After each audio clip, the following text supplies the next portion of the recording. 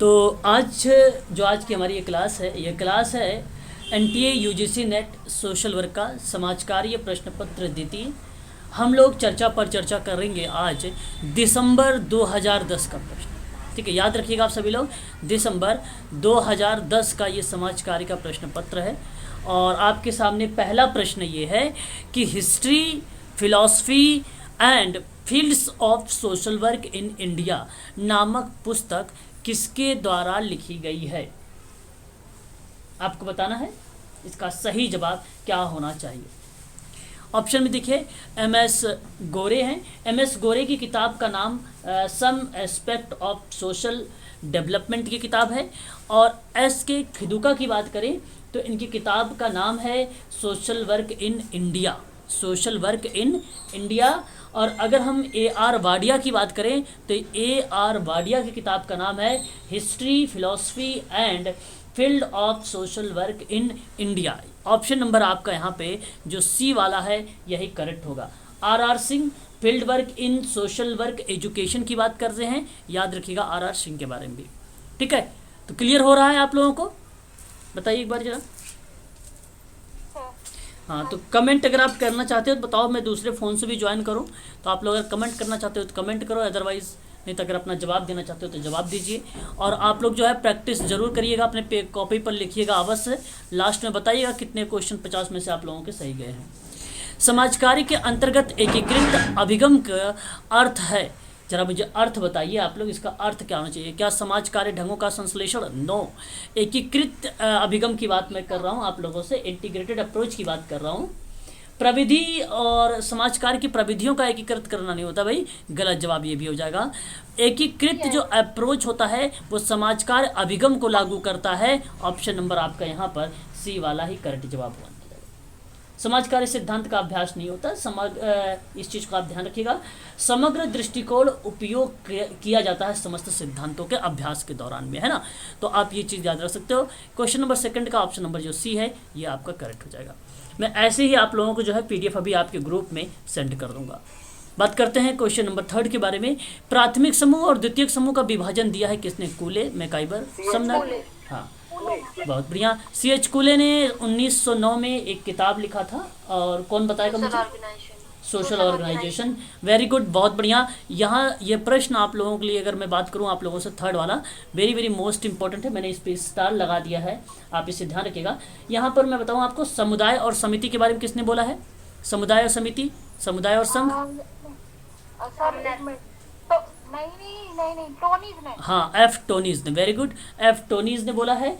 और जब आप लोगों से पूछा जाए जननिक और इकट्ठे की बात करता है वो गिडिंस के। हाँ, वेरी गुड, गिडिंस। और अंत और वह समूह की बात होता है तो समनर का नाम आ जाता है।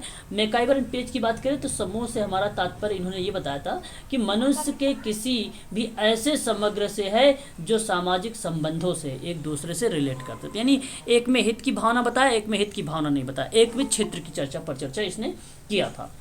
ठीक है, गिडिंस के बारे में आपको पता चल गया। जॉर्ज हसन के बारे में बात करूं अगर हम, तो असामाजिक और सामाजिक विरोधी, आभासी समाज और समाज पक्षी के बारे में बात किया था। एक वेरी वेरी मोस्ट इंपॉर्टेंट नाम है, मैं छूट रहा था मेरे से, मिलर नाम है उसका। Miller basically vertical and horizontal समूह को डिवाइड किया है इस तरीके से, याद रखिएगा। क्षैतिज और ऊर्ध्वाधर इसको बोला जाता है मिलर को। सर गिडिंस का एक बार बता दीजिए ना। गिडिंस महोदय ने कहा है जननिक और इकट्ठा या एकत्र। ठीक है, याद रखिएगा। क्वेश्चन नंबर 4 देखिए, संयुक्त राष्ट्र देशों द्वारा सहस्त्राब्दीय विकास लक्ष्य पेपर 2010 का है। हाँ, इसलिए आप लोगों से ये प्रश्न आया है। अब आएगा SDG। तो यहाँ पे ऑप्शन में आपने चुनाव किया है option number C, millennium development goal, जो 2000 से लेकर 2015 तक था। 2015 से 2020 तक कौन था? 30 तक सस्टेनेबल डेवलपमेंट। हाँ, क्वेश्चन नंबर 15 देख लीजिए। जो है सामाजिक स्तरीकरण समाज का उच्च और निम्न सामाजिक इकाइयों में क्षैतिज विभाजन है। Raymond Murray. हाँ, वही बात है, रेमंड मर्रे या रेमंड मुर्रे का नाम भी आता है, इस तरीके से लिखा होता है। ठीक है, तो आप ध्यान रखिएगा, ऑप्शन नंबर डी आपने बोला है और यही सही जवाब है। ठीक है, याद रखिएगा। अच्छा, यहाँ पे एक विद्वान का नाम दिख रहे हैं लुंडबर्ग के। तो लुंडबर्ग बेसिकली जो है जिसमें असमानता होती है, ऐसे विभेद होते हैं जहाँ पे उच्च और निम्न आके जाते हैं। ठीक है, तो इन्होंने बेसिकली चर्चा पर चर्चा किया था लेंडे मैन ने। फ्रेंड रिबल एक किताब आई थी, फ्रेंड विजिटर मत समझिएगा, फ्रेंड रिबल एक किताब थी जो है लुंडबर्ग का। ठीक है, अच्छा, विलियमसन द्वारा अगर हम बात करते हैं, आकाश में सड़क, समाज कार्य और शहर की बात करने वाला कोई विद्वान है, समाज कार्य और शहर की कोई बात करने वाला है, विलियम्स करता है। कूले तो मालूम है आप लोगों को, है ना। Question number 6। लिंडमैन और लुंडबर्ग अलग अलग है ना? लिंडेमैन और लुंडबर्ग नहीं, एक ही है, अलग अलग नहीं है, एक ही नाम है? एक ही नाम है, एक ही नाम है। अच्छा। हाँ, जैसे कर्ट लेविन कहीं लिखा होता है तो कहीं कूट लेविन लिखा होता है ना, बात एक ही होता है। संरचनात्मक सिद्धांत के अनुसार व्यक्तित्व के समाविष्ट होता है, बताइए जरा।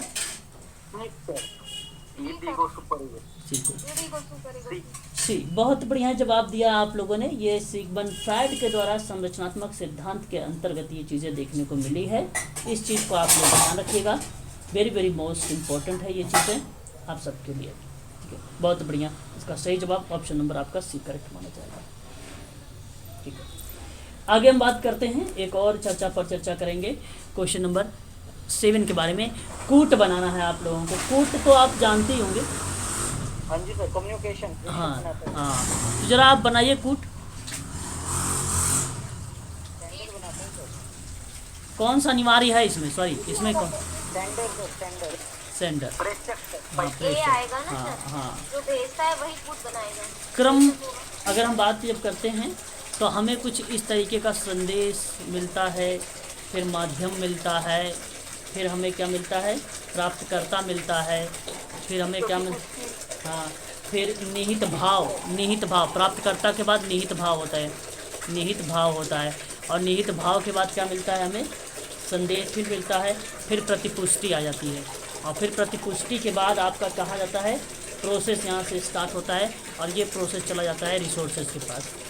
प्रोसेस हमारा ये स्टार्ट होता है, प्रोसेस, ठीक है, याद रखिएगा, प्रोसेस स्टार्ट होता है और ये चला जाता है कहाँ पे? प्रतिपुष्टि तो प्रोसेस नहीं आएगा।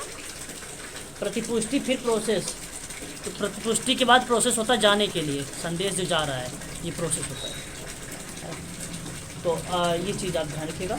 ठीक है, समझ में आया? क्वेश्चन नंबर 1, आगमनात्मक सांख्यिकी किससे संबंधित है? उदाहरण से नियम की तरफ बताइए, कौन सा है इसमें? कौन सा जा रहा है? हाँ, डी, प्रतिदर्श के आधार पर किसी समिष्ट के लिए सामान्यीकरण, ऑप्शन नंबर डी। डी। और वो चर जो दूसरे चर पे प्रभाव डालता है वो क्या कहलाता है? हाँ, निर्भर चर, ऑप्शन नंबर डी करेक्ट हो जाएगा। डी। स्वतंत्र चर किसको कहते हैं?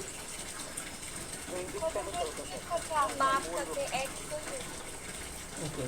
सांकेतिक चर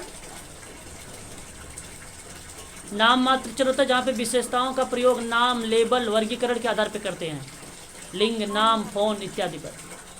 मध्यवर्ती चर जहाँ पे अन्य चर के बीच में कोई कारण समझने की बात होती है, वो मध्यवर्ती चर। स्वतंत्र चर जानते ही हो। ठीक है, क्वेश्चन नंबर 10 देखिए, निम्नलिखित में से कौन सा सही जोड़ा है? ब्रायन, मैंने सर ये कराया है क्या?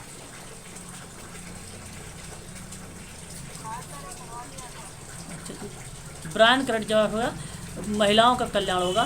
बीटी कृष्णाचार्य समाज कार्य शोध में नहीं आते हैं, और रविंद्रनाथ टैगोर भी नहीं आते, बाल कृष्ण इसके डी में भी नहीं आते हैं। ठीक है, याद रखिए, इनकी जो है कविता है, रविंद्रनाथ टैगोर की कविता में आते हैं। बीटी कृष्णाचार्य जो आते हैं सिविल सर्विसेज में आते हैं, और सिविल सर्विसेज एसकेडी नहीं, एसकेडी सुरेंद्र कुमार। अच्छा, हम लोग देव कह रहे थे, सुरेंद्र कुमार याद आ गया। एक दिन हम लोग पढ़ रहे थे ना एसकेडी के बारे में, कम्युनिटी के बारे में बात करते हैं। कम्युनिटी पंचायती राज के पहले केंद्रीय कैबिनेट मंत्री थे ये, भारत में सहयोग बहुत अहम भूमिका निभाया इन्होंने। कम्युनिटी में जाने जाते हैं ये, बाल कल्याण में नहीं। एसके देव, सुरेंद्र कुमार देव, याद रख लीजिए भाई इनका नाम, है ना। हम लोग यदि बहुत कंफ्यूज हो रहे थे कि भाई SKD का पूरा नाम बताया, पूरे नाम बताइए। सुरेंद्र कुमार देव। क्वेश्चन नंबर 11 देखिए, निम्नलिखित में से उसके प्रारंभ होने के वर्ष के साथ सम्मिलित करिए जरा। मानवाधिकार, 1944, चलो। भारतीय संविधान,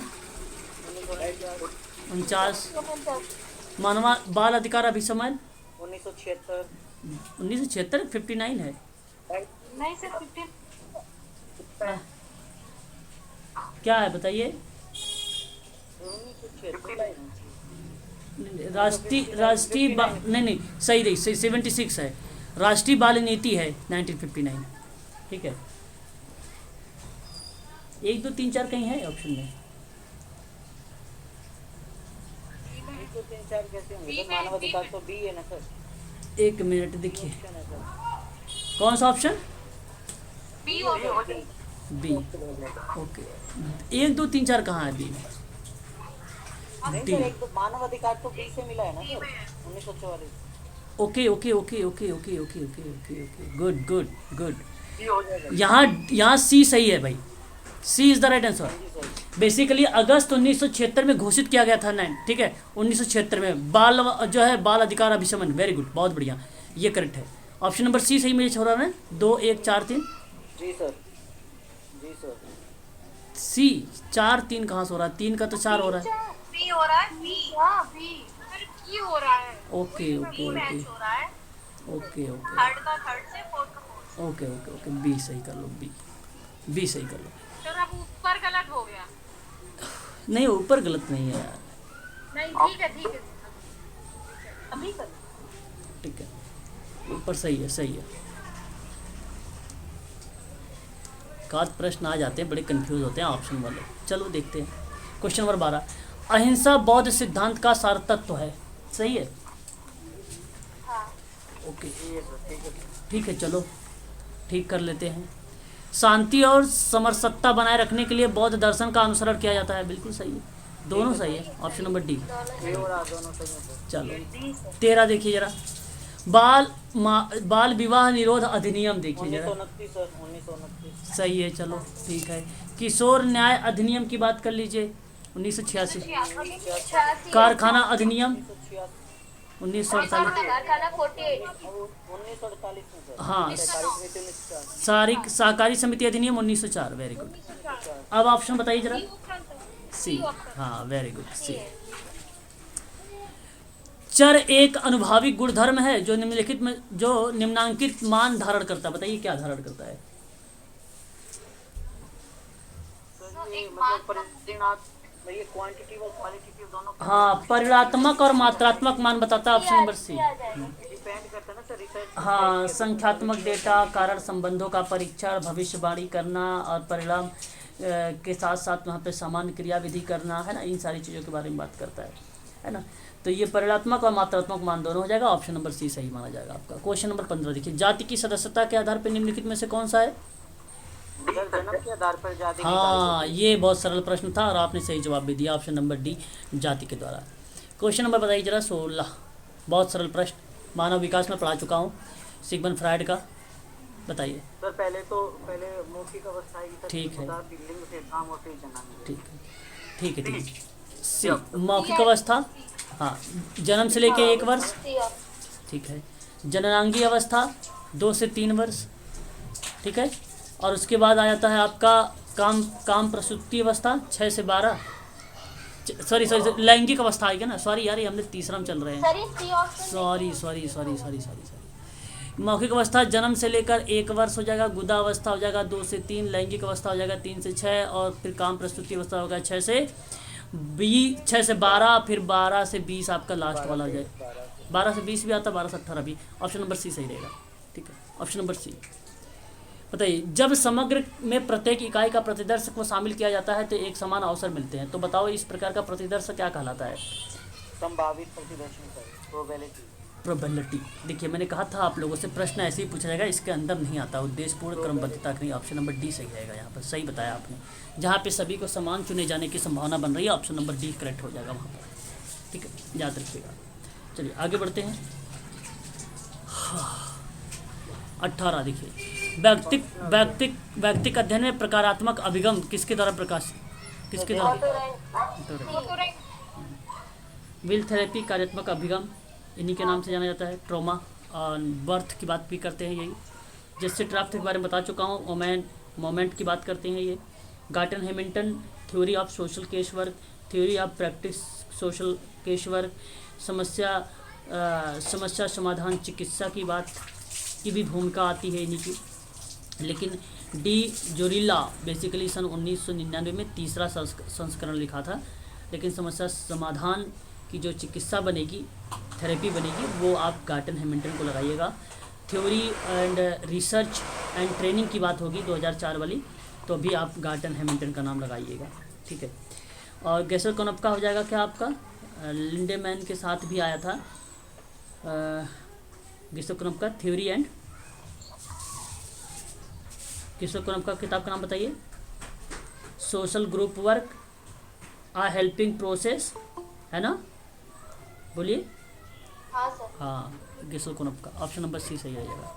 क्वेश्चन नंबर 19 देखिए, मैस्लो का।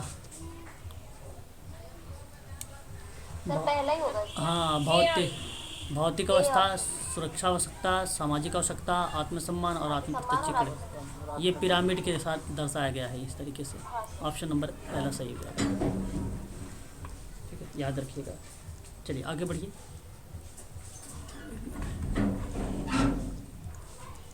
ट्वेंटी बताइए। 20 सामाजिक समूह कार्य का कार्यक्रम नियोजन निम्न में से या निम्न को लेकर विकसित होना चाहिए। समूह के सदस्यों की आवश्यकताओं की अभिरुचि। हाँ, option number A. Okay okay okay, बहुत अच्छा प्रश्न आ रहा है। 21 अप्लाइड प्रश्न है, बढ़िया प्रश्न है, करने की कोशिश करिएगा आप लोग। अच्छा प्रश्न है ये। बताइए जरा 21 कि शिक्षा का अधिकार इस बात का प्रावधान करता है कि प्रत्येक बच्चे को शिक्षा पाने का अधिकार है। सही है? जी सर, जी सर। हाँ सर। निजी विद्यालय भी निर्धन बच्चों को शिक्षा देने के लिए जिम्मेदार है। हाँ। ये भी ठीक है सर। अच्छा, अब आप मुझे बताइए व्याख्या। व्याख्या नहीं हो रही सर। व्याख्या नहीं, वेरी गुड। यहाँ पे ऑप्शन नंबर,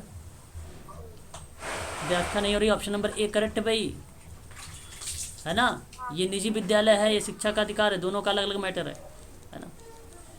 मानव अधिकार सूचकांक मापने के लिए उपयोग किया जाने वाला सूचक स्वास्थ्य, शिक्षा और आय है। सही है? सही है। चलो ठीक है, सत्य मैं भी मानता हूँ। बेरोजगारी मानव विकास का निष्प्रभावी कर सकती है। गलत है सर। बेरोजगारी बेरोजगारी मानव विकास को निष्प्रभावी कर सकती है। गलत जवाब। लेना ही देना नहीं होता। सही जवाब। इसी तरीके से एक्टिव रहिए, ऑप्शन नंबर सी सही है, बहुत बढ़िया। रोग और अस्वस्थता की अन्य दशाओं के घटित होने पर या होने और उसके विस्तार को निर्धारित करने वाले कारकों की सतत छानबीन मतलब जांच क्या कहलाएगी? निगरानी। अच्छा देखिए, यहाँ आप यहाँ पे समझिए, एक प्रहरी निगरानी है। ये निगरानी मैं आपको बता देता हूँ। निगरानी किसी ऐसे व्यक्ति को ध्यान में देखना जिसमें कुछ गलत किया हो, और जो प्रहरी निगरानी होती है, यहाँ पे विस्तार पूर्वक निर्धारित किसी दशाओं के बारे में हम सतत जानकारी लेते हैं कारक, वो प्रहरी निगरानी होता है। ऑप्शन नंबर डी सही रहेगा। और मूल्यांकन क्या होता है आपका कि किसी विषय की योग्यता, मूल्य, महत्व को व्यवस्थित निर्धारित करता है, वो मूल्यांकन होता है।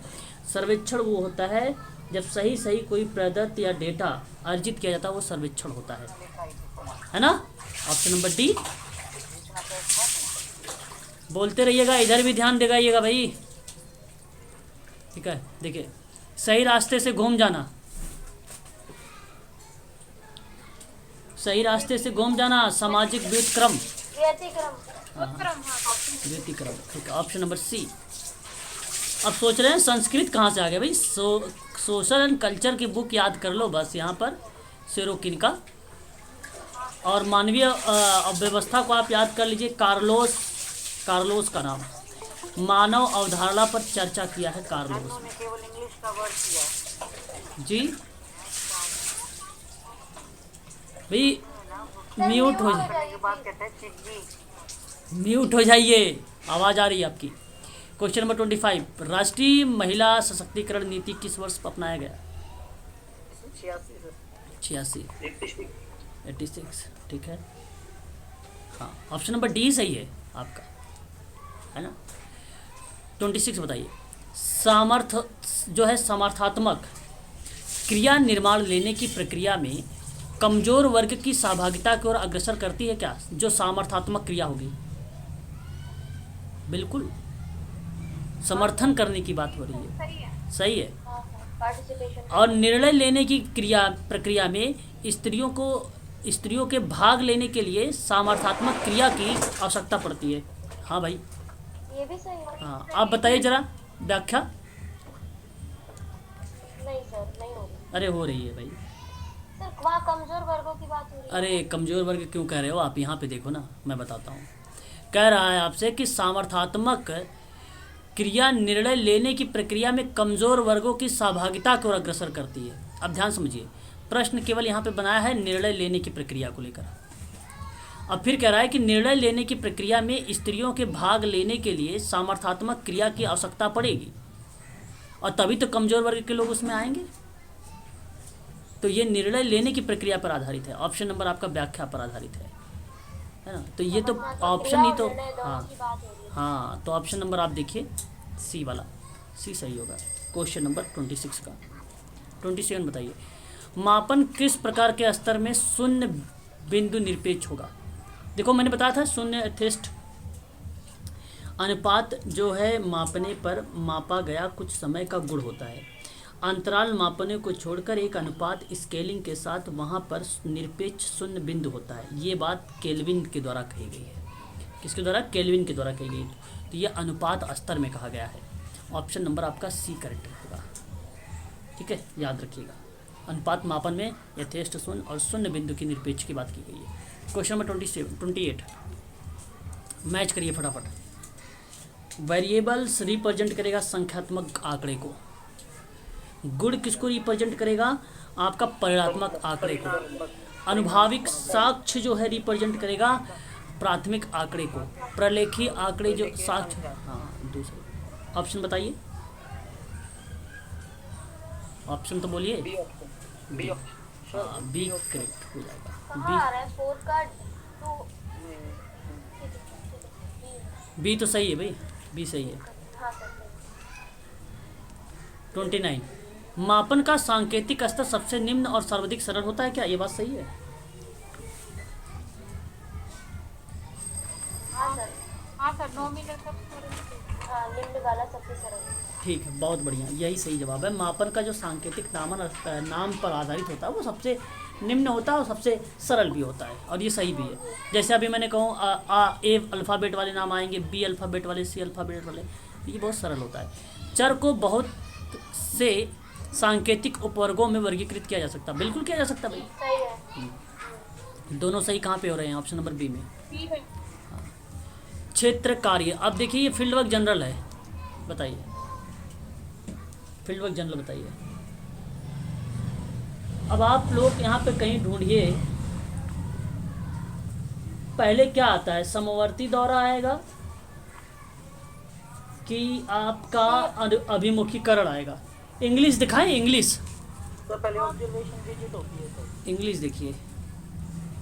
ऑब्जर्वेशन विजिट कर लिया आपने, ठीक है, चलो भाई ऑब्जर्वेशन कैलकुलेट काट दो। ओरिएंटेशन ब्लॉक प्लेसमेंट होती है सर। फिर ऑब्जर्वेशन के बाद आपने क्या किया है? ओरिएंटेशन, ओरिएंटेशन ले लो, ब्लॉक प्लेसमेंट, फिर हाँ बी सही रहेगा ना? हाँ सर। B is the right answer हो जाएगा। तो ऐसे में आप लोग समझ जाते हैं इंग्लिश में ज़्यादा तेज़ हैं, इसलिए ऑप्शन नंबर बी रहेगा, प्रेक्षण दौरा। अभिमुखीकरण को दिशा निर्धारण भी बोल सकते हैं क्या? दिशा निर्धारण भी कह सकते हैं, बिल्कुल करेक्ट जवाब, सही है। ब्लॉक प्लेसमेंट समवर्ती दौरा, ऑप्शन नंबर बी करेक्ट रहेगा। क्वेश्चन नंबर 31 बात करते हैं, बेल्स ने बोला था दिशा निर्धारण, मैडम याद रखिएगा। समाज कार्य मानवाधिकार व्यवसाय है। सर एक बार 30 क्वेश्चन को वापस से देखिए ना सर, मुझे ऐसा लगता है कि ओरिएंटेशन पहले आएगा। ओरिएंटेशन, अभिमुखीकरण पहले आएगा। ओरिएंटेशन अभिमुखीकरण पहले आएगा, तो पहले भाई ऑब्जर्व करोगे ना। नहीं सर, एक्चुअली जो होता है ना, एपिसोड के ड्यूरेशन में जब हमको भेजा जाता है तो पहले हमारे पास ओरिएंटेशन की आती है, फिर हम जाकर के ऑब्जर्वेशन करते हैं। हो सकता है कंफ्यूज हो गई हूँ, बट सर मुझे ऐसा लगा प्रेजेंटेशन नहीं नहीं, मैं आपको बताता हूँ, सुनो सुनो सुनो। कम्युनिटी की प्रॉब्लम देखी नहीं जाती नहीं है नहीं और नहीं, गलत किया जाता है। हाँ ऑप्शन बी करेक्ट है, 110% मैम, 110% ऑप्शन बी करेक्ट है। अब सुन लीजिए मेरी बात। पहले जहाँ आप स्टडी सेंटर होता है जो आपका, या स्टडी सेंटर जो होता है, वो आपको क्या करता है कि एक लेटर प्रोवाइड करता है, और आप जाते हैं पहले दिन, क्या करते हैं उस एनजीओ में ऑब्जर्वेशन करना, और वो आपका ऑब्जर्वेशन विजिट होता है। फिर आप क्या करते हैं, उसी तरीके से 5 एनजीओ में जाते हैं। 5 एनजीओ में जब जाते हैं तो वो आपका अनुकूलन दौरा होता है, उसको बोला जाता है हिंदी में अभिमुखीकरण या ओरिएंटेशन विजिट, या अनुकूलन दौरा बोलते हो आप लोग। और उसके बाद एक एनजीओ पर आप काम करोगे 35 डेज या 45 डेज। अगर बीएसडब्ल्यू है तो 30 डेज आता है, 25 आता है। लेकिन आप जब एमएसडब्ल्यू करोगे तो 45 डेज आता है। उसको बोलते हैं कंकरेंट विजिट, समवर्ती दौरा उसको बोलते हैं, ठीक है, उसको समवर्ती दौरा। लेकिन समवर्ती दौरा जो ये करोगे ना, आजकल की जो बुकें आ रही हैं, पहले भी वही चीज़ें थी ब्लॉक प्लेसमेंट को लेकर, इससे पहले ब्लॉक प्लेसमेंट को लेकर भी बात हो रही थी। तो मैं आपसे बता दूं कि ब्लॉक प्लेसमेंट का मतलब होता है जो लॉग सीट होती है, लॉग सीट है ना, तो उसको रिप्रेजेंट किया गया। तो ये इग्नू ने ब्लॉक प्लेसमेंट को ऐसे अगर देखा जाए, सबसे पहले देखा जाए, तो या तो इसे लास्ट में रखना चाहिए ब्लॉक प्लेसमेंट को, या तो इसको सबसे शुरुआत में रखना चाहिए। लेकिन किसी ऑप्शन में ना ही शुरुआत में ना ही लास्ट में है ब्लॉक प्लेसमेंट। हाँ अच्छा, इसमें है लेकिन डी में है, लेकिन ऐसे में ये ओरिएंटेशन विजिट और observation concurrent visit block placement, ये डी गलत है। ओरिएंटेशन कभी आ ही नहीं सकता ऑब्जर्वेशन से, पहले ऑब्जर्वेशन होगा फिर ओरिएंटेशन होता है। किसी चीज़ का आप थोड़ी ना करके आप करेंगे ऑब्जर्वेशन, है ना, ये गलत जवाब हो जाएगा। ऑप्शन नंबर आपका यहाँ पे सही हो जाएगा, बी वाला ही करेक्ट रहेगा, बी वाला ही करेक्ट रहेगा, ब्लॉक प्लेसमेंट। तो ब्लॉक प्लेसमेंट याद इतना रखिए आप लोग, कहने का मतलब 45 डेज कर रहा हूँ मैं, और उससे पहले आपका ब्लॉक प्लेसमेंट है। जो 45 डेज का मैंने नाम लिया है प्रक्रिया का ना, वही प्रक्रिया आपकी ब्लॉक प्लेसमेंट कहला रही है, कि अब मैं कर रहा हूँ 45 दिन का काम, और वो किस में, ब्लॉक प्लेसमेंट, वही प्रक्रिया ब्लॉक प्लेसमेंट कहला रही है। ठीक है, तो ऑप्शन नंबर आपका यहाँ पे बी करेक्ट रहेगा। आगे बढ़िए, क्वेश्चन नंबर आगे बढ़िए। 32 देखिए, निम्नलिखित में से सही जोड़ा नहीं है। 31 हो गया ना, नहीं हुआ था। समाज कार्य मानवाधिकार व्यवसाय है, सही है गलत? सही है। सेवार्थी की समस्याओं को हल करने के लिए उसके निर्णय के अनुसार होना चाहिए। हाँ सर। बिल्कुल। तो दोनों सही कौन से ऑप्शन में है? सी में। सी सही हो जाएगा। देखिए जरा 32 देखिए जरा, मुर्रे जिरोस सही जोड़ा नहीं है, नहीं है, नहीं है, नहीं है। मुर्रे जिरोस कमेटी ऑर्गेनाइजेशन बोलो ना, हाँ सही है। कुलकर्णी की बात करें तो हाँ सही है। ट्रैकर सामाजिक समूह कार्य में सही है। हाँ ये गलत है। हाँ, वगैरह होता तो इसने सोशल डेवलपमेंट की बात किया है, सामाजिक विकास पे, some aspect of social development, social development, ठीक है, याद रखिएगा। ऑप्शन नंबर आपका डी करेक्ट हो जाएगा। मिलाइए 33 मिलाइए। सिमर सिमर सिमर सिमर समूह की प्रकृति सर, समूह की प्रकृति, ओके। मैकाइबर पेज, मनुष्य का संग्रहण, मनुष्य का संग्रहण, पूर्ण अच्छा प्राथमिक समूह, ये यू बैंक यू नेतृत्व का सिद्धांत। ये जानते हैं कौन दिया है? यूहान ने दिया है, यूहान। कूले प्राथमिक समूह, ये प्राथमिक समूह है। कौन सा ऑप्शन गया? ऑप्शन तो दिख ही नहीं रहा है, बताइए।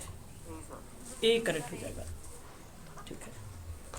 प्रश्न सरल आए हैं ना, चलो कोई बात नहीं। देखो, जनहित याचिका का लक्ष्य, भारत में जनहित याचिका जो है सबसे पहले किस, ओके आप प्रश्न मेरा बताइए, मैं प्रश्न पूछ रहा हूँ आप लोगों से कि भारत में पहली बार किसने किया था ये जनहित याचिका के बारे में चर्चा? PN Bhagwati, PN Bhagwati. और यह ऐसा एक उपकरण है जहाँ पे जिसका लक्ष्य रखा गया है जनहित प्राप्त करना। इसका लक्ष्य है तीव्र तथा सस्ता न्याय आम आदमी को दिलवाना, जिसमें जिसके मद्देनज़र कार्यपालिका और विधायिका को उसके संवैधानिक कार्य करवाने हेतु किया जाता है। और ये समूह हित के नाम के अंतर्गत भी हम इसको चर्चा करते हैं, व्यक्तिक हित को लेकर। निधि देखना बुला रहे हैं। और इसका सही जवाब हो जाएगा जन साधारण संरक्षण, ऑप्शन नंबर डी, याद रखिएगा। 35 समाज कार्य हस्तक्षेप बताइए। पहली बार देख रहे हैं प्रश्न, पहली बार प्रश्न देख रहे हैं तो मैं आपको बता दूं, देख लीजिए, सुन लीजिए। इसका पूरा नाम इंगेजमेंट, इसका क्रम इंगेजमेंट, ये बेसिकली मैरी रिचमंड का है, ये भी ध्यान रखिएगा। किसका नाम आता है? मैरी रिचमंड का। इंपॉर्टेंट सवाल नोट करिए, मैरी रिचमंड का नाम आता है इसमें। पहले इंगेजमेंट होता है, फिर असेसमेंट होता है, फिर कार्यान्वयन होता है, फिर मूल्यांकन होता है, फिर समाप्ति होता है। बताइए ऑप्शन कौन सा सही गया है? डी गया भाई, और कौन सा गया है? प्राथमिक निर्धारण, आवश्यकता, आकलन, स्थिति परक विश्लेषण, कार्य योजना, क्रियान्वयन, ऑप्शन नंबर डी कर दिया। ऑप्शन देखते हैं इंग्लिश में। देखिए ये जो बेसिकली बताया जा रहा है ना, ये जो आपका प्राथमिकता निर्धारण बताई जा रही है, वो बेसिकली इंगेजमेंट का पार्ट है। फिर उसके बाद असेसमेंट का पार्ट है। फिर जो ये आपको बताया जा रहा है असेसमेंट आकलन वाला प्रक्रिया के बाद सिचुएशन एनालिसिस की बात कर रहा है, जो उसको बोलते हैं स्थिति परक विश्लेषण बोलते हैं। फिर उसके बाद एक्शन योजना है, एक्शन योजना को क्रियान्वयन भी कहा जाता है। और फिर उसके बाद जो है इम्प्लीमेंट को हम लोग मूल्यांकन से शुरुआत करेंगे, मूल्यांकन समाप्ति तक जाएंगे या निष्पादन तक जाते हैं। ऑप्शन नंबर डी आपका करेक्ट रहेगा यहाँ पे।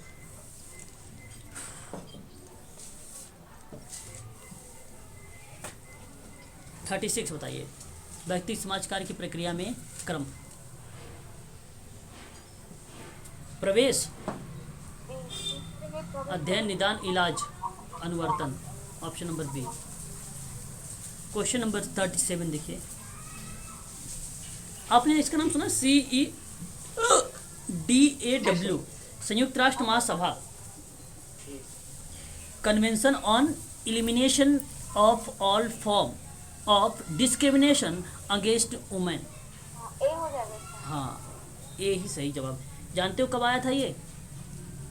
2000 में, 1979 में, 1979 में, ये संयुक्त राष्ट्र महासभा द्वारा अपनाया गया था सबसे पहले। हस्ताक्षर इस पे कब हुआ था? कितने देशों ने किया था? 169 देशों ने किया था। और 10 मई 2000 को, 10 मई 2000 को हस्ताक्षर, ठीक है, याद रखिएगा। और ये बताता है आपको कि सभी भेदभाव को समाप्त करना है। ऑप्शन नंबर ए आपका सही रहेगा। 38 बताइए।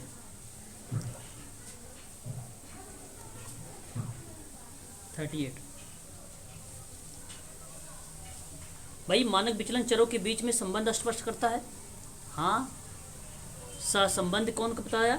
सहसंबंध बताता है विभाजन के अंतर्गत फैलाव को स्पष्ट करता है। और जो काई स्क्वायर होता है, यह आपको बताता है दो प्रतिदर्शों के बीच का अंतर बताता है।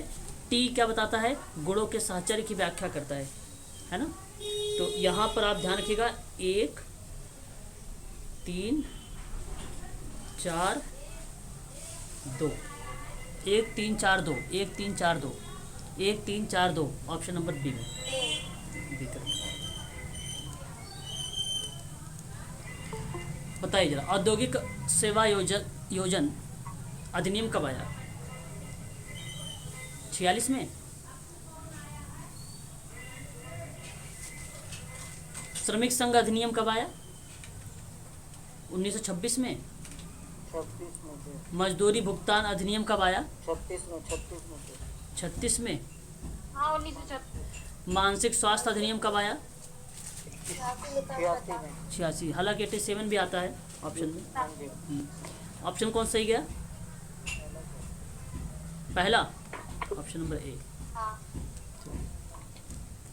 बताइए, गेशल कोनफ्का को देखो, गीजल कोनफ्का कहा जाता है भाई, कई नाम आ जाते हैं ना, हिंदी है ये, यूजीसी की, ध्यान रखिएगा। गेशल कोनफ्का की किताब का नाम, या सॉरी किससे संबंधित है? समूह कार्य से, मुर्रे जेरॉस कम्युनिटी से, और N.A. पॉलस्की समाज कार्य शोध, H.H. पार्लियामेंट व्यक्ति समाज कार्य अध्ययन। ऑप्शन बताइए, ऑप्शन बताइए। डी। डी, बी ऑप्शन होगा। डी। हैं। डी फॉर डेनमार्क, सही है डी ना, एक का दो, हाँ डी बी में बड़ा कंफ्यूजन हो जाता है कभी कभी। क्वेश्चन नंबर बताइए 42 42 बताइए कि कमजोर, एक मिनट 41 है। अंतर्राष्ट्रीय अपंगता वर्ष कब है? 81। वृद्ध वर्ष कब है? वृद्ध वर्ष 2007। 2007। परिवार 94। महिला वर्ष 75। हाँ। तो बताइए ऑप्शन, बताइए ऑप्शन, फैक्ट वाले क्वेश्चन। ए। Very good.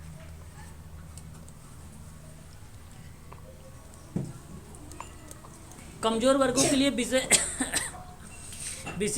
विशेष प्रावधान करने के लिए भारतीय संविधान ने भारतीय राज्य को अधिकृत किया है, क्या सही है? सही है ना? हाँ सही है। कमजोर वर्गों के लिए राज्य द्वारा विशेष ध्यान दिए जाने की जरूरत है। सही है, सही है, सही है सर। व्याख्या। हो रही है ना? कमजोर वर्गों के लिए विशेष प्रावधान के लिए भारतीय संविधान में भारतीय राज्य को अधिकृत किया गया है, तो कमजोर वर्गों के लिए राज्य के द्वारा विशेष ध्यान देने की भी जरूरत है। बिल्कुल सही राष्ट्रीय से राज्य क्यों रहा है ना सर, वो व्याख्या हो रही है। Option number B. है। बी। शोध का सोपान बताइए। एक प्रश्न तय है यहाँ से आना और ये इम्पोर्टेंट है। यही होगा ना समस्या का प्रतिपादन? हाँ, समस्या का प्रतिपादन है। पीएचडी कैग याद होना चाहिए, पीएचडी कैग। प्रॉब्लम वाला प्रॉब्लम हो जाएगा, हाइपोथेसिस हो जाएगा, डिज़ाइन हो जाएगा, शोध रूपरेखा वही है।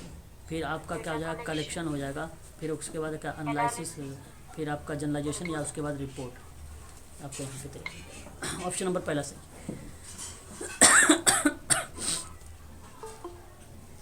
बताइए 44। वृद्ध व्यक्तियों के लिए जनसंख्या में सतत वृद्धि आधुनिक समाज की चिंता। देखो अभी मैंने आप लोगों से करवाया हाँ था, हाँ सर सही है। मैंने कहा भी था कि देखो एक बार प्रश्न पूछा गया था, आ गया 2010 में ही प्रश्न पूछा गया था, ठीक है याद रखिए।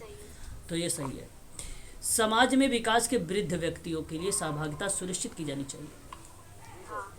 दोनों सही है। दोनों सही है। ऑप्शन नंबर ए सही है। ऐसे प्रश्न को आप लोग ध्यान रखिएगा, भूलिएगा मत।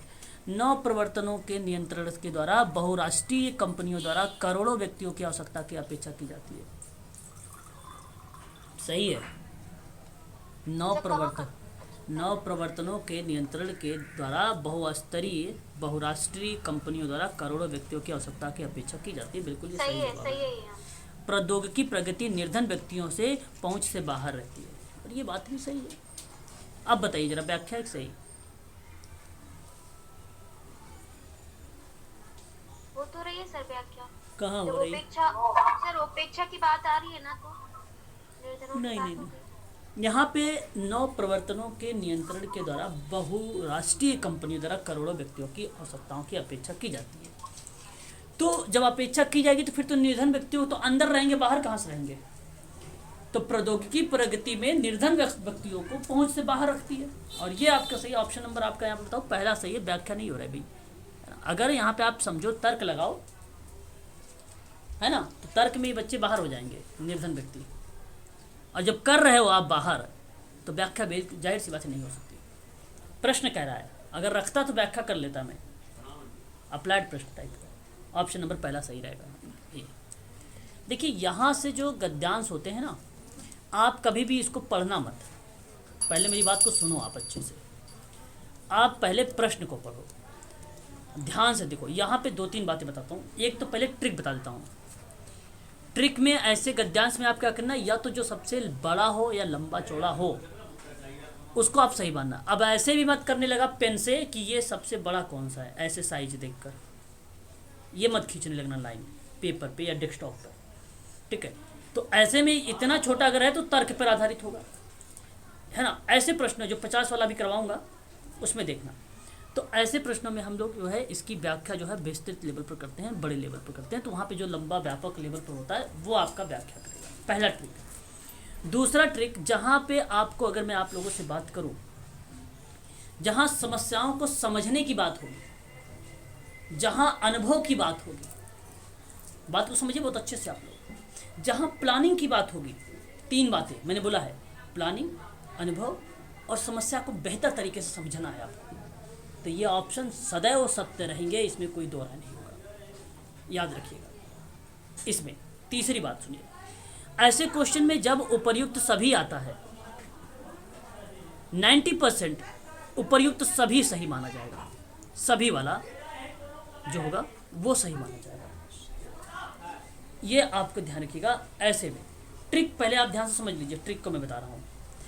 जहाँ पे आपने अपने ज्ञान और तर्क की बात किया है, अपने तर्क, आप लिख सकते हो कॉपी पर, तर्क, विवेक जैसे शब्दों का जब आपने प्रयोग किया है, अभ्यास का प्रयोग किया है आपने, अनुभव का प्रयोग किया है आपने, और नहीं आ रहा है प्रश्न, तो ट्रिक लगाइए, ऑप्शन में देखिए अनुभव अभ्यास कहीं लिखा हुआ है, कहीं विवेक, कहीं तर्क लिखा हुआ है, वो ऑप्शन हमेशा सत्य होंगे। ये ट्रिक है आप लोगों को, ठीक है। अब प्रश्न करेंगे, देखिए ट्रिक के बाद थोड़ा सा कुछ कॉमन सेंस भी लगेगा। टाइम बचा है तो, नहीं टाइम बचा तो आप ये ट्रिक का फॉलो करिएगा, और टाइम बचा है तो आप देखिए क्या करेंगे, कैसे करेंगे। पहले प्रश्न को पढ़ेंगे कि परिपेक्ष के अनुसार, मतलब जो ये गद्यांश लिखा है उसके अनुसार समाज कार्य शोध, अब इस बात से आप सहमत हैं, सोशल वर्क रिसर्च के अंतर्गत ये गद्यांश बनाया गया है। समाज कार्य शोध को समाज कार्य अभ्यास के साथ एकीकरण का लाभ निम्नांकित में से कौन सा माना जाएगा। प्रश्न है, शोध में भिन्न अनुभव प्राप्त होना, हस्तक्षेप के लिए रणनीति तैयार करना, समस्याओं को बेहतर समझना और उपयुक्त सभी। तो यहाँ पर एक बार आप ट्रिक लगाइए, किसको किसको लगाएंगे। उपयुक्त में से कोई नहीं लिखा है सर। उपयुक्त में से कोई नहीं है, बिल्कुल सही सही सही। आप बताओ, अगर पहले मैंने ट्रिक बताया, अभी मैं गद्यांश पे चल रहा हूँ, पहले ट्रिक पे बताओ, अभी हमारे पास समय है इसलिए मैं डिस्कस कर रहा हूँ। बताओ ट्रिक क्या लगाओगे आप, ABCD में से बोलो। अनुभव की बात हो रही है। अनुभव लगाओगे, ओके। अब यहाँ पे अनुभव भी मैंने ट्रिक बताया है, समस्या को बेहतर समझना भी ट्रिक बताया है, ठीक है। अब यहाँ पे मैंने जब दोनों चीज़ें आ गई तो अब आप क्या करोगे, ऐसी कंडीशन पर ध्यान रखिएगा। अब यहाँ पर हम थोड़ा सा सोचेंगे। प्रश्न करा कि समाज कार्य शोध में समाज कार्य अभ्यास के साथ एकीकरण लाभ लेना है, और एकीकरण लाभ के लिए क्या शोध से भिन्न अनुभव प्राप्त होना ठीक रहेगा कि समस्याओं को बेहतर समझना ठीक रहेगा। दोनों में से प्राथमिकता दीजिए, कौन सा बेटर लग रहा है। समस्याओं को बेहतर समझना। हाँ, समस्या को बेहतर समझना, ऑप्शन सी आपका सही रहेगा। इस तरीके से जब दो ऑप्शन में आप कंफ्यूज रहेंगे तो वहाँ पे थोड़ा सा आप प्रश्न को पढ़कर ऑप्शन पर बल देंगे, गद्यांश पढ़ने की जरूरत नहीं है, ट्रिक का प्रयोग करेंगे। ऑप्शन सी आपका सही रहेगा। अब हम गद्यांश पढ़ते हैं, टेंशन ना लें, गद्यांश में आते हैं। इस प्रश्न में क्या बोला गया, गद्यांश के अकॉर्डिंग हम बात करते हैं। प्रश्न कह रहा था कि समाज कार्य शोध को समाज कार्य अभ्यास के साथ एकीकरण का लाभ हमें देने की बात करते हैं, एकीकरण का लाभ। अब कीवर्ड्स आपके सामने वहां पर एकीकरण था, और वो समाज कार्य शोध के परिप्रेक्ष्य में था, समाज कार्य शोध के परिप्रेक्ष्य में था, ध्यान रखिएगा। तो मैं आपसे कहूँगा, यहाँ से मेरी बातों को ध्यान समझिए कि अगली यहाँ से ध्यान कि शोध योग्य समस्या, ठीक है, प्रतिपादित कर लेना, और शोधकर्ता शोध की रचना को तैयार करना होता है, यह शोध योग्य को बताया जा रहा है। लेकिन ऊपर वाली लाइन में देखिए, यदि एकीकृत कर दी जाए तो अभ्यासकर्ता को समस्याओं को बेहतर समझ पाने और तदनुसार समस्या प्रदान करने की सहायता कर सकती है, और यह शोध योग्य के समस्या प्रतिपादित करने में उसकी मदद मिलेगी। कारण यही था कि जिसकी वजह से समस्या को बेहतर तरीके से समझा जाए, एकीकृत लाभ के लिए। ऑप्शन नंबर देखिए, शोध का ऑलरेडी गद्यांश में दिया हुआ है, ऑप्शन नंबर आपका सी सही हो जाएगा। आप इस तरीके से, समय अगर आपके पास बचा है तो इस तरीके से आप लगाइए, ऑप्शन नंबर सी आपका सही हो जाएगा। क्वेश्चन नंबर 47 देखिए, यहाँ पे कह रहा हूँ समाज कार्य शोधकर्ता और अभ्यासकर्ता। देखिए ध्यान रखिएगा, एक तो समाज कार्य का शोधकर्ता है आप हो, और एक है प्रैक्टिस वाला बंदा यानी अभ्यासकर्ता। किस प्रकार एक प्रकार के क्रियाकलापों में निष्पादित करेगा, किस प्रकार। अब देखिए जरा यहाँ पर 4 ऑप्शन, समस्या का चयन और आकलन, शोध का रूपरेखा हस्तक्षेप कर तैयार करना, सूचना एकीकृत करना और जो है रणनीति को क्रियान्वित करना, निष्कर्ष निकालने के लिए सूचना का विश्लेषण करना और हस्तक्षेप का प्रभावी रूप से मूल्यांकन करना, ठीक है। यह है आपका 47 क्वेश्चन। ऐसे में आप यहाँ पे ट्रिक लगा देंगे बी वाला, क्योंकि मैंने बताया है सभी को लेकर। लेकिन हाँ, लेकिन अब आप यहाँ पे समझने कोई, समस्या का चयन, समस्या का चयन और आकलन, तर्क करिए थोड़ा सा। अब देखो दूसरी ट्रिक पे, ये एक ट्रिक आपने लगाया सभी को, दूसरी ट्रिक देख लीजिए। मैंने कहा कि समस्या का चयन और आकलन तो आपको लग रहा है कि ये सही होना चाहिए, ये तो होना ही चाहिए भाई। कभी भी कोई क्रियाकलाप करोगे तो वो तो शामिल करोगे। दूसरी बात कि जब आप शोध की रूपरेखा तैयार करोगे, फ्रेमवर्क बनाओगे, तो उसके हस्तक्षेप की रणनीति भी बनाओगे, यानी ये दूसरी बात भी सही है। तो पहला दूसरा जिस ऑप्शन में होगा तो सही है। आएंगे ही सब में, क्योंकि वो तो सब में दिया हुआ। ठीक है, फिर उसके बाद सूचना को एकत्रित भी करोगे और रणनीति भी तैयार करोगे, फिर क्रियान्वित करोगे, यहाँ तक भी बात सही आ जाएगी। यानी 1 2 3 सही है। आपका पहला ऑप्शन कट गया है अब यहाँ पर, तो आपका पहला दूसरा तीसरा सही। चौथा देखिए, निष्कर्ष निकालने के लिए सूचना का विश्लेषण करते हैं हम लोग और हस्तक्षेप का प्रभावशाली मूल्यांकन भी करते हैं। क्या बताइए, ये सही नहीं लग रहा है आपको? हाँ सर सही है। तो फिर आप क्यों नहीं लगा रहे हो बी को? ये आपने ट्रिक का प्रयोग किया है। अब मैं आपको गद्यांश पढ़ के सुनाता हूँ। ये आपने ट्रिक का प्रयोग करके लगाया है। बात को देखो, समझिए भाई, हमारे पास समय है ना, मैं नेक्स्ट टाइम में आप लोगों से बताऊंगा नहीं, ये सारी चीज़ें आप खुद करेंगे। देखिए, अगली अवस्था जो होती है आंकड़ों के संग्रह की होती है। अंतिम सोपान आंकड़ों का विश्लेषण होता है। साफ शब्दों में कहा जा रहा है अंतिम आंकड़ा। तो चौथे आंकड़े में क्या लिखा हुआ था? मूल्यांकन लिखा हुआ था, विश्लेषण लिखा हुआ था, हस्तक्षेप लिखा हुआ था ना, साफ शब्दों में लिखा हुआ, निष्कर्ष लिखा हुआ था ना, साफ शब्दों में लिखा हुआ था, अंतिम था वो। और यहाँ पे लिखा भी है अंतिम सोपान। बहुत कुछ ऐसी प्रकार के अभ्यासकर्ता और निर्णय करने के लिए कौन सी व्यवहार व्यवस्थाएं संभावित होती है। सर्वप्रथम समस्याओं का आकलन होता है। देखो, पहली भी बात लिख दिया है इसने, पहली और चौथी बात जब लिख दिया है, बाकी इसके बाद वाली प्रक्रिया में हस्तक्षेप, रणनीति तैयार करना, आकलन और उसके बयान को समस्या का हल्का करने के प्रभावी, ये सारी चीज़ें इन्वॉल्व हो गई ऑटोमेटिक। और जैसे ही ऑटोमेटिक इन्वॉल्व होती है तो आप लगा देंगे ऑप्शन नंबर बी को। आपका ऑप्शन नंबर बी सही मान लिया गया। यहाँ क्रम नहीं लगाना था कि पहले नंबर पे कौन आएगा, दूसरे नंबर पे कौन आएगा। हाँ, यहाँ पे तर्क लगाना था आप लोगों को। ये आपने तर्क लगाया है। बात समझ में सभी लोगों को आ रही है या नहीं आ रही है? नहीं समझोगे तो फिर दिक्कत होगी भाई। 10 नंबर आते हैं यहाँ से, आसानी से गेन करोगे और कम समय में 10 नंबर लाओगे। केवल ध्यान से मेरी बात को सिर्फ सुनो। सर ये रिसर्च के स्टेप भी तो है ना सर? इसमें स्टेप भी हैं, स्टेप के अंतर्गत वो भी रखा गया। चलो, वो भी आपने सही कहा। अगर आपने स्टेप अपने वो स्टेप डायरेक्ट याद है तो फिर वो भाई, आपने ये अपना तर्क लगाया, बाकी बहुत बढ़िया किया आपने अपना तर्क। ऐसी तरीके से आपको तर्क लगाना भी चाहिए, अगर आपको मालूम है, अच्छी बात है। समाज कार्य शोध शिक्षा समाज कार्य शिक्षा की कमी निम्नलिखित में से कौन सी? पहले हम ट्रिक लगाएंगे। देखिए, पहला है अभ्यास में शोध भिन्न। मैंने कहा भी था, ट्रिक बताया भी था कि अभ्यास अगर जिस ऑप्शन में मिले उसको आप सही कर लो। फिर मैंने कहा कि अभ्यास जो है अनियमित ढंग से भी किया जा सकता है। जहाँ अभ्यास मिले वहाँ पे ट्रिक लगा लो। देखो, अभी यहाँ पे दो अभ्यास मिल गए हैं, अभी ये ट्रिक काम नहीं करने वाली है। और शोध और अभ्यास के बीच में ठीक ठाक ना होना, ठीक है, उपर्युक्त में से कोई नहीं।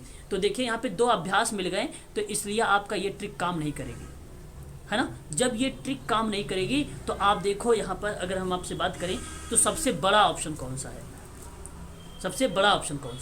दूसरी ट्रिक, बड़ा ऑप्शन में सी दिख रहा है, तो यहाँ पर ये आपका ट्रिक काम कर गई सी वाले में। अच्छा, अब आपको बताओ ये कंफर्म कैसे करना है कि यही सी सही है। सही कैसे सी है, अब आप ध्यान से सुनिए। समाज कार्य शिक्षा, आप थोड़ा सा तर्क करेंगे। तार्किक, मैंने तार्किक भी बोला है ट्रिक को लेकर, तो तार्किक करिएगा आप लोग कि समाज कार्य शिक्षा की कमी निम्नलिखित में से कौन सी है। तो देखिए, अब कमी का मतलब बताना है कि कौन सी है। कमी कौन सी है? कि अभ्यास के शोध भिन्न है।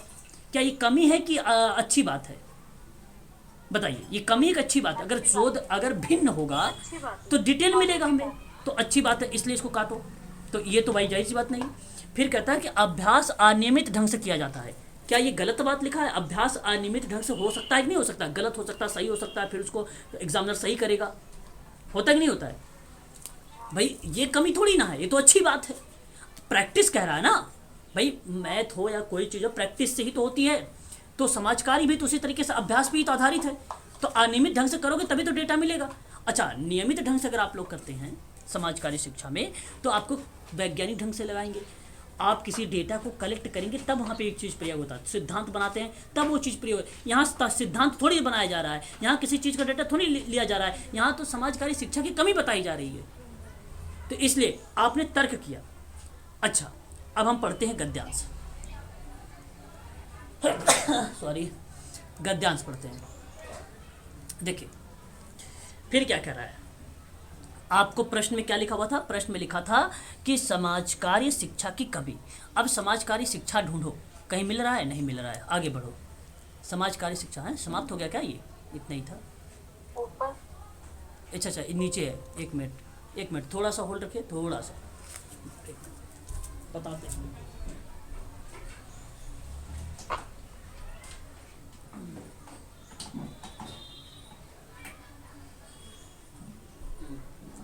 हाँ, अब देखिए देखिए समाज कार्य शिक्षा की कमी ऑप्शन। एक मिनट, ये छोड़ क्यों रहा है, एक मिनट।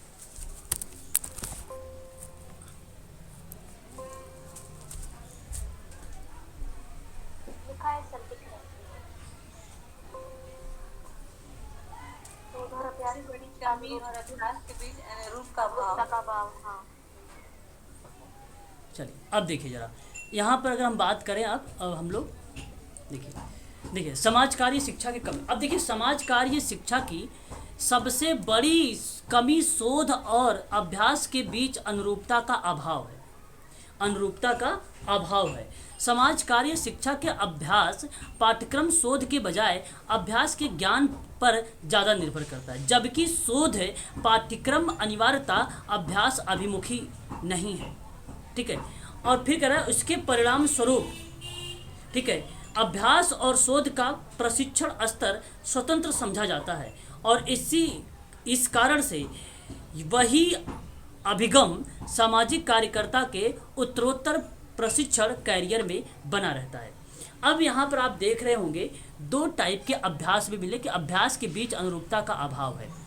ठीक है, अभाव है तो अनियमित ढंग से, और शोध भिन्न है। शोध का अभ्यास के बीच में ठीक ठाक ना होना, शोध और अभ्यास के बीच में ठीक ठाक ना होना, जो अनुरूपता का अभाव बता रहा है, तो कारण यही है कि ठीक ठाक ना होना, ठीक ठाक ना होना। ठीक है, यहाँ पे देखिए क्वेश्चन भी आपके बगल में है, बहुत सरल टाइप इस में मिल गया है, अच्छे समय पर भी है कि बगल में लिखा भी है कि ठीक तरीके से ना होना, जो अभाव को बताता है। और किसी चीज़ की अगर पूर्ति रहेगी तो जाहिर सी बात अच्छा होगा, अभाव कहाँ से हो सकता है ना। क्वेश्चन नंबर 49 देखिए, समाज कार्य अभ्यास में अभ्यास के पाठ्यक्रम को किस प्रकार तैयार किया जाता है। क्या, अब देखिए पहले हम ट्रिक लगाएंगे। क्वेश्चन नंबर, हाँ ट्रिक लगाएंगे। देखिए शोध गतिविधियों के माध्यम से, प्रशिक्षण गतिविधियों के माध्यम से। देखिए मैंने आपको एक शब्द और बताया था कि भाई जब कभी तर्क मिले, विवेक मिले, ज्ञान मिले, ऐसे शब्दों का आप प्रयोग करते हैं अभ्यास के विवेक के माध्यम से और फिर समस्याओं के मूल्यांकन के माध्यम से, तो आप लोग किसको चुनाव करेंगे। ये आपने ट्रिक लगाया है कि विवेक वाला जो शब्द था, तार्किक वाला जो शब्द था, वो सरल हो गया, मतलब वो सत्य हो गया, ये था यहाँ पर। अगर हम इसके गद्यांश पर पढ़ते हैं फिर जो है विवेक पर, अब प्रश्न हमारे सामने है, हमें ढूंढना ये है कि समाज कार्य अभ्यास में अभ्यास के पाठ्यक्रम किस प्रकार तैयार किए जाएंगे। अभ्यास का जो पाठ्यक्रम होगा वो किस तरीके से आप तैयार करोगे, जरा ढूंढिए।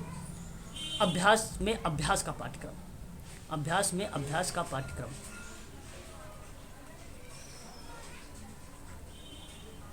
यहाँ नहीं मिला ना। अभ्यास में अभ्यास का पाठ्यक्रम,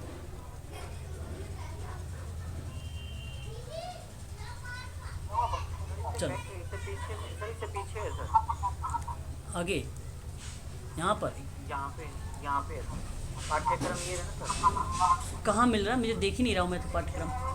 सर ऊपर देखिए सर, तीसरी लाइन, तीसरी लाइन, ऊपर तीसरी लाइन सर, ऊपर से तीसरी लाइन में उत्तरोत्तर प्रशिक्षण है। समाज कार्य की सबसे कमी और समाज कार्य शिक्षा में अभ्यास पाठ्यक्रम को अभ्यास, ओके ओके ओके ओके, हाँ ये रहा मिल गया। समाज कार्य शिक्षा में अभ्यास पाठ्यक्रम शोध के बजाय अभ्यास पे ज़्यादा ज्ञान, वही प्रश्न पर आधारित ज़्यादा ज्ञान, जबकि इस पाठ्यक्रम अभ्यास पर अभिमुखी नहीं है। इसके परिणाम स्वरूप प्रशिक्षण एवं स्वतंत्र से माना जाता है और इसका कारण यही है कि भाई जो है अभिगम और सामाजिक कार्यकर्ता उत्तरोत्तर प्रशिक्षण कैरियर को बना सकता है। तो तैयार करने का तरीका शोध गतिविधियों का माध्यम नहीं, प्रशिक्षण गतिविधियों का माध्यम नहीं है, आपका अभ्यास के विवेक के माध्यम से है, जहाँ पे आप पाठ्यक्रम तैयार कर। विवेक क्यों, अब समाज कार्य के हिसाब से सोचते हैं हम लोग। कारण ये है कि जैसे हमें उसके व्यक्ति को 10 समस्याएं मिली, 10 समस्या में से हमने एक समस्या को चुना है कि उस पर हम काम करेंगे, हमारा एक लक्ष्य बन गया, तो हमने वहाँ पर विवेक का प्रयोग किया, हमने वहाँ पर तर्क का प्रयोग किया, हमें लगा कि इसकी नीड है ये, वही आपको ऑप्शन नंबर सी बता रहा है। ठीक है, वही आपका ऑप्शन नंबर सी बता रहा है। ठीक है, ऑप्शन नंबर सी सही है। क्वेश्चन नंबर 50 देखिए, लास्ट प्रश्न है। सर्वोत्तम उपयोग निम्नलिखित में से बताना है आपको। एक परिप्रेक्ष्य के विषय का सर्वोत्तम उपयोग समाज कार्य शोध का समाज कार्य अभ्यास के लिए एकीकरण की जरूरत को इंगित करती है, सही है। अभी ट्रिक लगा रहे हैं। समाज कार्य शोध में समाज कार्य अभ्यास में अभ्यासकर्ता का गतिविधियों को जो है समानता, देखो एक शब्द और आता है समानता, भी जो कभी आए वो भी सही होता है, ये भी आपका सही माना जाएगा। समाज कार्य शोध में समाज कार्य अभ्यासकर्ता के बीच बढ़ते अंतराल को कारणों का स्पष्ट करना पड़ता है, ये भी सत्य है। अप्लाइड टाइप से देख रहे हैं, उपयुक्त तो सभी सही है। तो ऑप्शन नंबर दिखो, उपयुक्त सही मैंने बताया था, ज़्यादातर इच्छुक सही लग रहा है, ऑप्शन आपका उपयुक्त तो सभी सही रहेगा। तो एक सर्वोत्तम जो उपयोग कर रहे हैं आप लोग, उसके लिए सबसे बढ़िया ऑप्शन देखिए आप, एकीकृत की जरूरतें पड़ती है, ये आपका सही है। और फिर आप अभ्यासकर्ता गतिविधियों की आवश्यकताओं को समानता भी लाएंगे, ये भी बात सही है। और शोधकर्ता और समाज कार्य अभ्यासकर्ता के बीच बढ़ते अंतराल के कारणों को भी स्पष्ट करना होगा, ये भी सही है। और ये उपयुक्त सभी के सभी सही हैं। और ये बात हो रही है विषय का सर्वोत्तम उपयोग कैसे करोगे आप, ये तीनों बातें होंगी तब किसी विषय के बारे में सबसे अच्छा उपयोग कर सकते हो। तो क्वेश्चन नंबर 50 का ऑप्शन नंबर डी वाला सही रहेगा। तो ये ट्रिक वगैरह आज आप लोग जो है इसको ध्यान रखिएगा। मैं आगने वाले टाइम में जो क्वेश्चंस होंगे मैं वो करवाऊंगा नहीं, आप लोगों को होमवर्क दूंगा और आप लोग मुझे बताइएगा फिर कि कितने सही हो रहे हैं कितने गलत हो रहे हैं। और यही ट्रिक का फॉलो करिएगा और जिस तरीके से मैंने पढ़ाया है इसी तरीके से आप लोग सवाल को भी सही करिएगा।